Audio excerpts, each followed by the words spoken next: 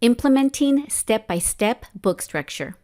What you're looking at is Puppy Training in 7 Easy Steps. Mark Van Wy, CEO of Zoom Room Dog Training. As you can see, this book leads directly into Mark's business. And a step-by-step book is really easy to structure.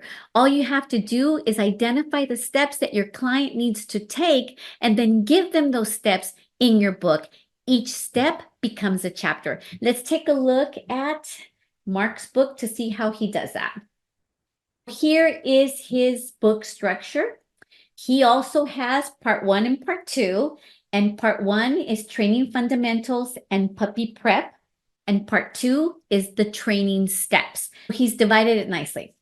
Part 1 has 3 chapters: training fundamentals, puppy supplies checklist, and puppy proof your home. If you were writing this book, you could have made chapters 1, 2, and 3 part of your steps. We could have said, okay, all of these are going to be steps. Instead of part 1 and part 2, let's say 10 steps. I recommend that you identify between 7 and 10 steps for your step-by-step book. Chapter 1 would be step 1, bringing your puppy home. And then you would tell them what they need to do to bring the puppy home.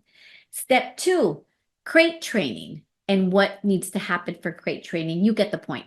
That's how simple it is to structure a step-by-step book.